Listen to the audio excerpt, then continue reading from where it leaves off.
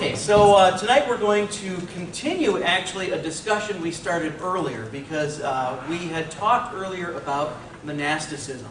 And in our earlier discussions about monasticism, we looked at the origins of monasticism, early desert monasticism, and we saw the way that asceticism and monasticism evolved up to a point. And we're going to kind of pick up that discussion now. And when we get into it, I'm going to use one particular monastic as an example of medieval monasticism. We're going to talk about Francis of Assisi. In my experience, Francis, often known as Saint Francis, is the favorite saint of a lot of people, not just Catholics and Orthodox, but Protestants too. So we'll kind of use him as an example. After about the 9th century or so, Arianism finally goes away, not only in the East but also in the West. Now remember, the threat of Arianism was that it diminished the divinity of Christ. So in order to combat Arianism, what did you do? You emphasized the divinity of Christ. And we talked about the filioque, the clause that's added to the creed, where the Holy Spirit proceeds from the Father and the Son, as a way to emphasize the equality between Father and Son. Once Arianism kind of goes away, though, it becomes okay now to go back to thinking about the humanity of Jesus. And as we move into the Middle Ages, life was hard. In fact, life could be downright fragile. And so people started turning to Jesus in a way that they could relate to, the Jesus they could identify with, the poor, humble, suffering Jesus. So to help them find comfort in their poverty and their suffering, they turn to the poor and suffering Jesus. In fact, this is when you see crucifixes become very graphic and bloody. You know, the crucifixes in the early church, once they start using crucifixes, usually have Jesus alive on the cross at first, eyes open. Eventually, you see Jesus dead on the cross, eyes closed, head hanging over. By the time you get into the Middle Ages, late medieval period, Jesus becomes not just dead, but really beat up, bloodier and bloodier as time goes on. Why? Because people want to identify with Jesus in their suffering. And so the Christian life comes to be thought of more and more as an imitation of Christ. Now, again, never mind the fact that Jesus himself probably historically was not really poor as we might define it in the sense of living below a certain subsistence level and starving. But those who were wanted to look at Jesus that way. And they wanted to see their lives as having meaning and purpose. And they found that meaning and purpose in terms of following in the footsteps of Jesus. And so monasticism will do this too. In addition to that, people who were too poor to go anywhere, to go on a pilgrimage, developed the tradition of the Stations of the Cross. The Stations of the Cross was sort of a mini pilgrimage you could make within a small confined area or within even a church, walking through and stopping at icons or statues of Jesus at certain points in his journey to Calvary. Sermons more and more emphasized the lives of the saints as examples to be followed, examples of people who followed in the footsteps of Jesus. And we're going to probably mention this again later. But in the Middle Ages, you get a lot of sermons that aren't so much about preaching the gospel as we would think of it, a gospel text that is then unpacked or explained, but preaching the gospel as in the lives of people who lived the gospel. So sermons became more and more about telling the stories of the lives of the saints and how the congregation can then imitate the saints, and by doing that, imitate Jesus. On top of that, more and more people are moving into the cities, which brings people together in close proximity with all the blessings and curses that come with that. Curses including things like the rapid spread of disease. But the point is that as poverty and disease increases, The place where you would go if you want to feed the hungry or care for the sick becomes more and more the urban areas.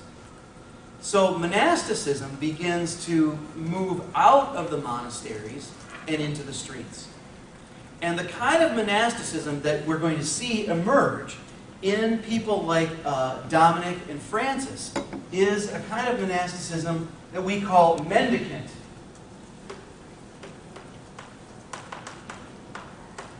Mendicant, meaning, well, it means to be a beggar, in a sense. So, imitating Christ by taking on the life of a beggar.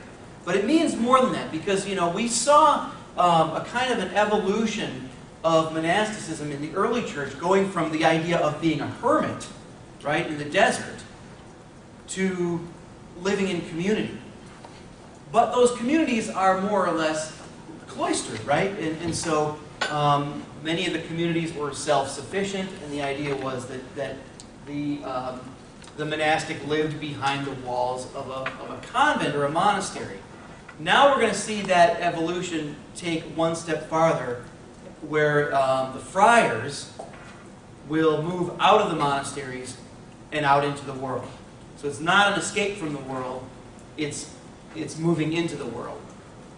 And so, as I said, what I want to do is use as an example of this kind of monasticism, Francis of Assisi.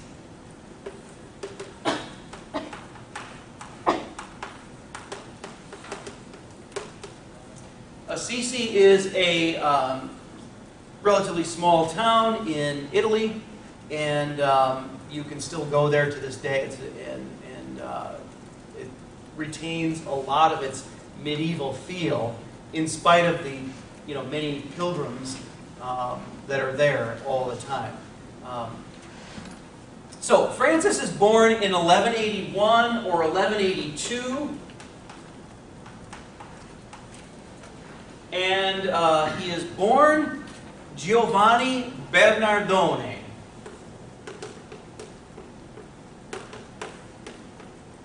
Oops, that's an R.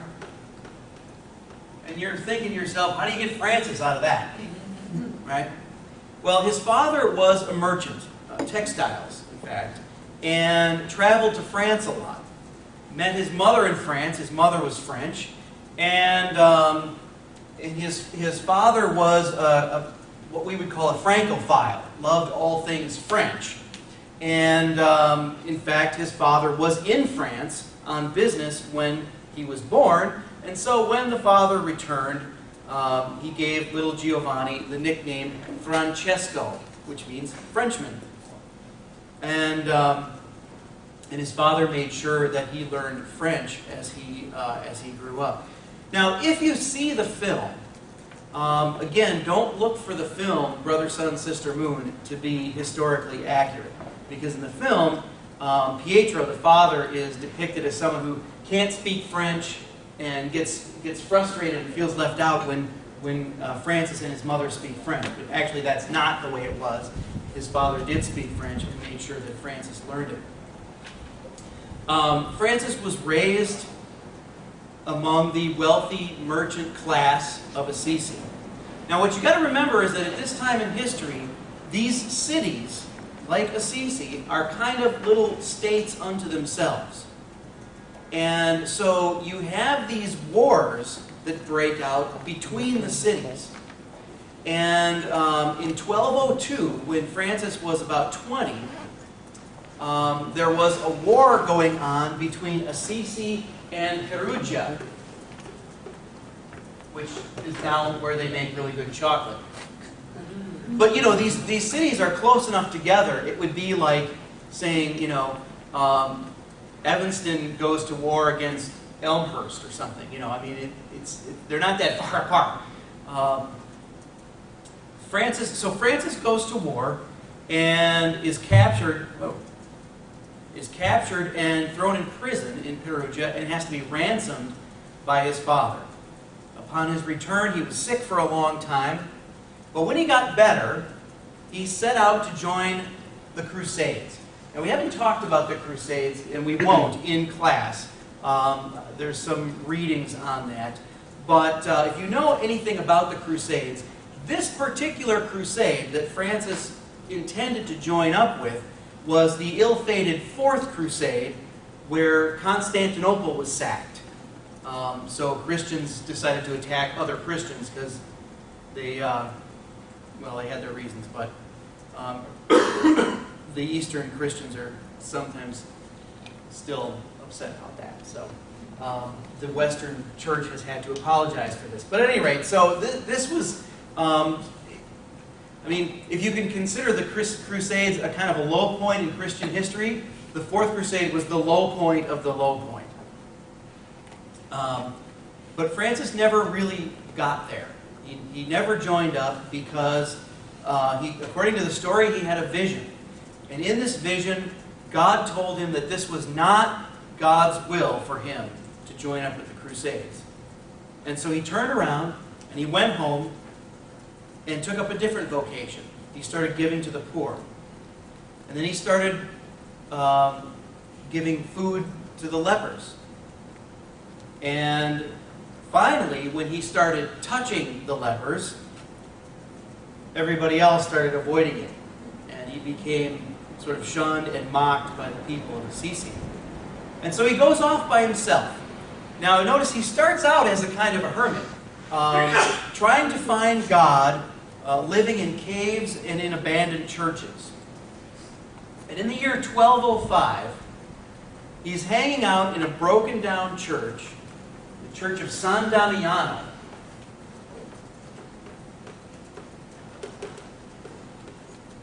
It's about halfway up the hill. This Assisi's on the top of a hill. San Damiano is about halfway up the hill. And by the way, you can't get in there with a 50-passenger bus. You got to take a smaller bus, just FYI. Found that out by trial and error. So anyway, Francis is hanging out in San Damiano, and he is praying before the crucifix. And he hears the crucifix speaking to him. He hears Jesus speaking to him. And Jesus says, "Go repair my house." And so he takes this as a mandate to fix up the church of San Damiano. In other words, like as if Jesus is saying, repair my house literally. And so he goes into Assisi, takes the textiles, the cloth from his father's shop, sells it, takes the money, and starts using that money to fix up the church. When his father finds out, his father throws a fit and drags him before the bishop, demanding that Francis pay him back the money. And so the bishop is supposed to be the judge in this case. And the issue is, and maybe you've heard your own parents say this at one time or another, but Francis's father, plays the card that says, I gave you everything you have. Everything you have is from me, and this is how you repay me. And Francis's response is to say, you know what? You're right. Everything I have is from you, so I'm going to give it back to you. And he takes off all his clothes right there in front of everybody, hands them back to his father, and walks away naked. And by doing this, he's basically denouncing his own inheritance, denouncing his earthly father in favor of his heavenly father. And so he begins to, he literally takes on the life of a homeless person, a beggar, as he would say, and begins a ministry of taking care of lepers and repairing broken down churches. He wants to imitate Jesus as perfectly as he can. And this drives his life from then on for the rest of his life. He wants to imitate Jesus as perfectly as he can. Now, of course, this is based on that assumption that Jesus was poor. And remember, we have that passage in the Gospels where Jesus says, foxes have holes and birds have nests, but the Son of Man has no place to lay his head. And so that becomes the basis for the assumption that Jesus was poor. Although, that may be saying too much.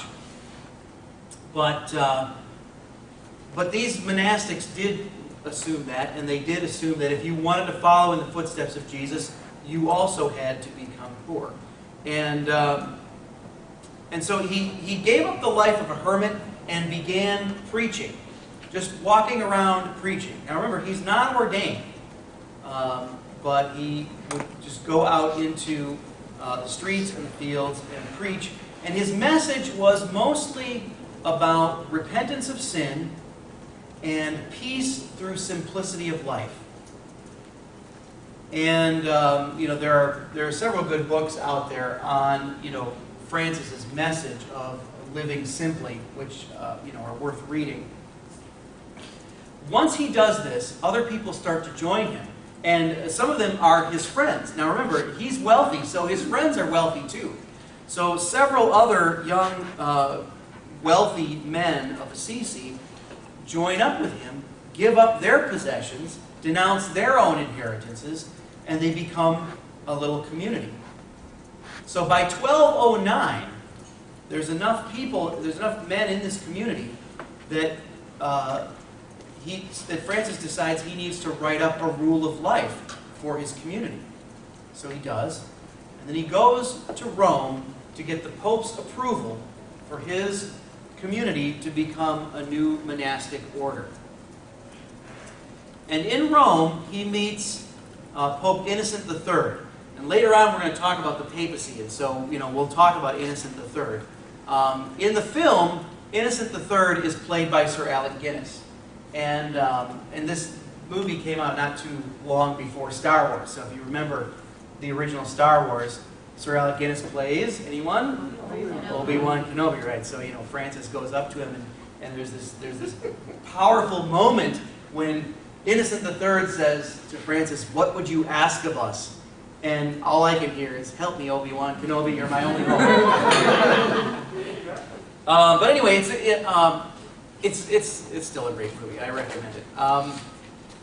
So Francis does get the Pope's approval for his community to become a monastic order. And in 1212, the first woman joins. This is the woman known to the church as Saint Clare. Her name is Chiara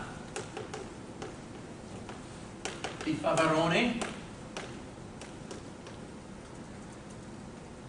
or Clare of Assisi. So in 1212, she joins, and of course she can't live with the men, so she becomes the beginning of a women's community known as the Poor Clares.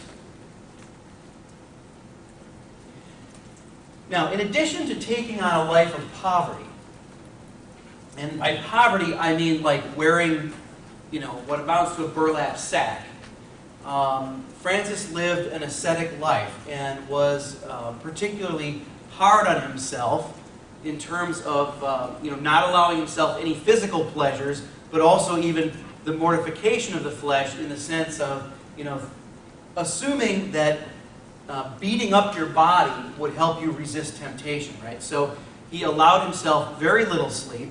When he did sleep, he often slept sitting up or laying on a rock. He was afraid of being tempted sexually, so he would never look a woman in the eye. And if he ever was tempted in his thoughts, I imagine, at night if he's sleeping or whatever, he would get up out of bed and throw himself into the river, or if it was winter, throw himself into a snowbank, or he would throw himself into the rose bushes. And the rose bushes are actually still there in Assisi, and these are, I'm told, the only roses in the world that to this day grow without thorns. Back then they had thorns, but now they don't. So take that for what you will. But this was his practice, and if he ever gave into a temptation like eating more than he thought he should, or sleeping too late, or something like that, he would order one of the brothers who were, who had to obey him because of the vow of obedience. He would order one of the brothers to publicly humiliate him.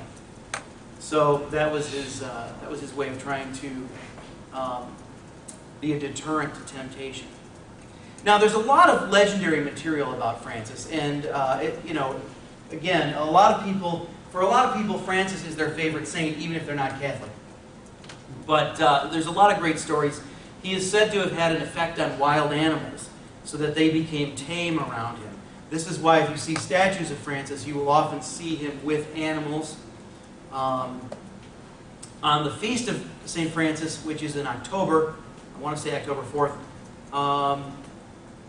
but it's early October, a lot of Catholic churches will have a blessing of the animals. So you bring your pets to church, and they will bless your pets on the feast of Francis. It is said that Francis would preach to the birds. So, a flock of birds would be sitting on the ground, and he would launch into a sermon about how wonderful it is that God gave them the gift of flight and the gift of song, and they are said to have waited patiently and listened to his sermon until he was done. They didn't fly away until he was done.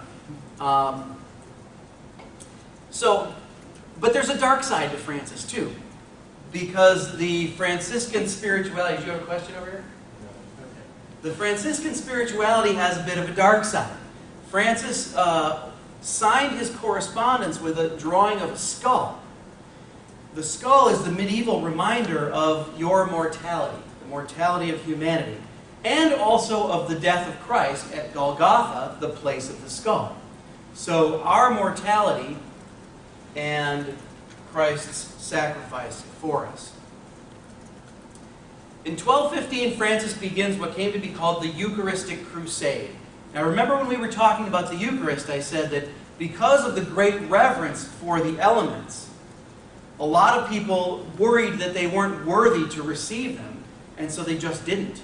They felt like it was enough just to watch the miracle happen, but they did not receive the elements.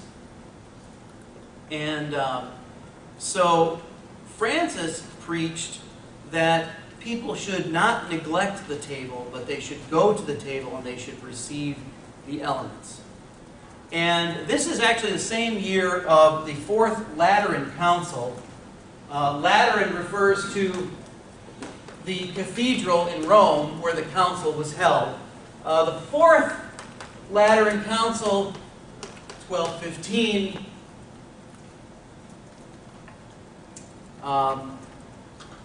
confirmed the doctrine of transubstantiation as the correct theology of communion. So we talked about that. But again, all this is kind of coming together.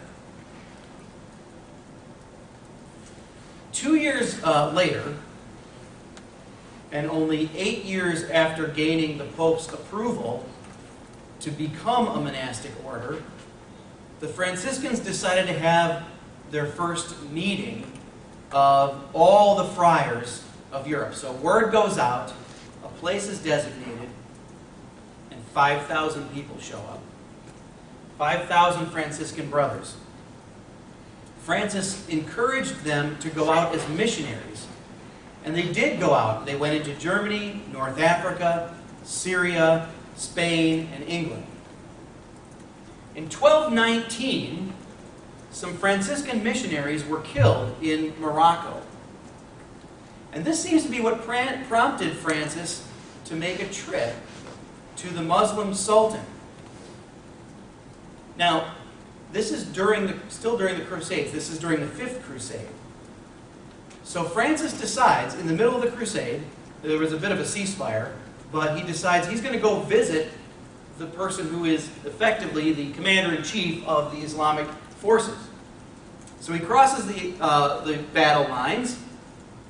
He's captured, beaten up, but he actually got to see the Sultan. And so he preached the gospel to the Sultan. The Sultan did not convert to Christianity, but was impressed enough with him to let him go alive. Another thing Francis is famous for is what we call the nativity scene or the creche. Remember, they didn't have Christmas trees yet, but in the year 1223, Francis reenacted the Christmas story in a worship service held in a stable. And this became the first living nativity and was the inspiration for the nativity scene of the creche. He's also known as a writer, a poet. There's a couple of very short documents that I'm asking you to read that are in the supplemental book. The Canticle of Brother Sun, where the title of the film, Brother, Sun, Sister, Moon, comes from. And the prayer that's attributed to him as well. But the Canticle of Brother Sun is actually the first poem ever written in Italian. Now think about this. This is the time when Latin is evolving into what we call the Romance languages. So in Italy, Latin is evolving into Italian. In France, it's evolving into French, etc. And so, but again, most people are still writing in Latin. And if anyone's writing in Italian, it's not literature. Until Francis comes along. Why? Because it's important that people can read this. Now, if you watch the film ends at a certain point. It doesn't go to the end of Francis's life. But perhaps one of the things that Francis is most famous for is that he is the first person documented to have what's called the Stigmata.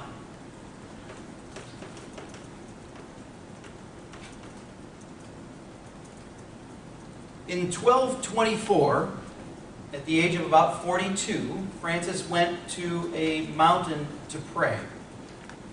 And remember the driving force behind his life as a friar, right? He wants to imitate Christ as perfectly as possible. So this is his prayer, that he might imitate Christ to the utmost.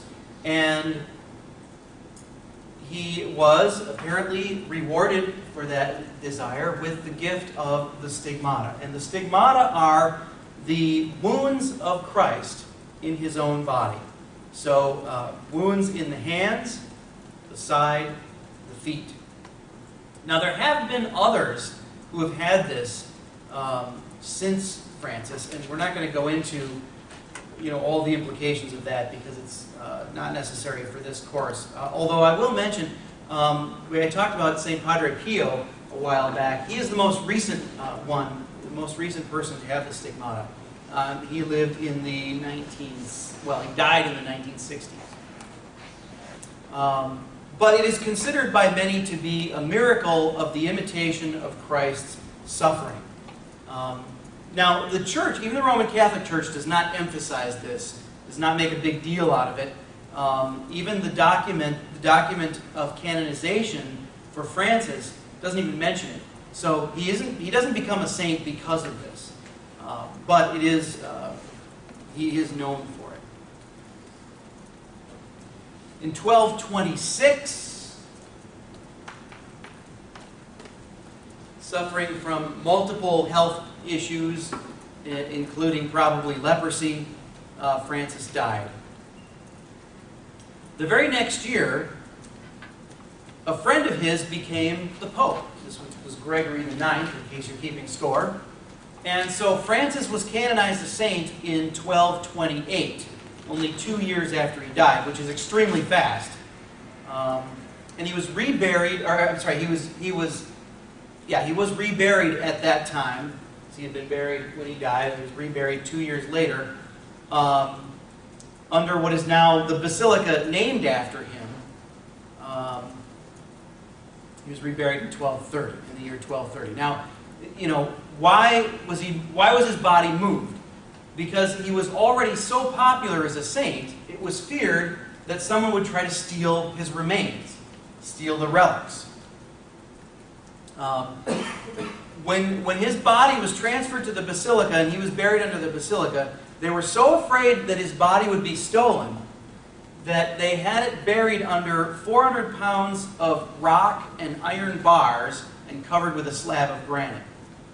So in fact, if you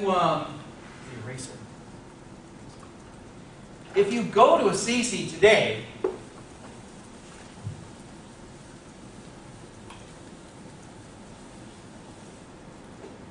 you can actually go below the basilica. There's actually 2 levels to the basilica, and then you go below the lower level, and you can see the tomb of Francis. And basically, you come down this staircase, and there's a chapel that includes the tomb of Francis, but there's this sort of column of earth and rock and gravel, and so Francis's tomb is kind of sticking out like this, but above it you can see all the rocks and the iron bars and just, everything they put on top of that so no one would be able to get down. So they buried him under all that stuff so that no one could steal the body, but then of course later they dug a way around the sides so that they could turn it into a chapel. So you actually can walk down there and walk around this centerpiece. Today the Franciscan order is the largest monastic order in the world, and actually I should point out that technically speaking there are a limited number of true monastic orders. There are many religious communities, but not all of them are monastic orders, strictly speaking.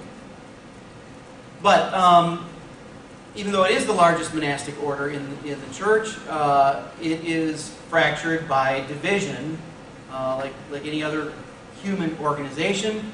Eventually, especially after the founder is no longer around, you have disagreements over how to most faithfully continue the founder's ideals. And so you have three major divisions among the Franciscans. You have the conventuals. Now, as the name suggests, the conventuals live in convents or monasteries. But we said that the Franciscans were going to be mendicant and not live in monasteries and be out in the world. So a sort of reform or more conservative movement emerged called the Observants, whose idea it was to get back to the idea of being, out in the world, being itinerant, being faithful to Francis's ideal of being, not being behind the walls of the cloister, but being out in the world. Finally, there is an even more conservative version known as the Capuchins. And I never remember how to spell that, so don't trust my spelling. But the Capuchins are sort of a more conservative version of the Observants. There's an interesting site in Rome that we go to called the Capuchin Cemetery. Yeah, you got a question? More conservative or more liberal? Well, don't think in terms of what the modern, what you think of when you think of conservative and liberal now, because they would be more conservative in the sense that they feel that they are more faithfully living according to the tradition set out by Francis. Remember, the term conservative means to conserve something. So to be conservative in the sense of the meaning of the word means to hold on to, at least in one's own perception, to hold on to the older tradition. So they do tend to be theologically conservative as well in terms of orthodoxy and stuff, but at any rate. So the Capuchin Cemetery, there's a cemetery in Rome that was started probably in the 18th century, 1700s. And it's on a plot of land that was supposed to be dirt from the Holy Land, but it's in a confined space. And so they eventually ran out of space to bury the friars.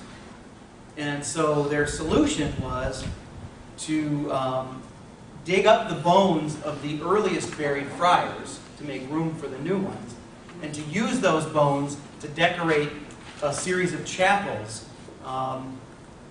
that are in the cemetery. And so it's, some people think a bit macabre or morbid or even blasphemous or disrespectful or something, but you go into these chapels and the walls, if you stand back and look, without focusing, it looks like wallpaper. There's so much decoration on the walls, but when you look at it, it's all made out of human bones.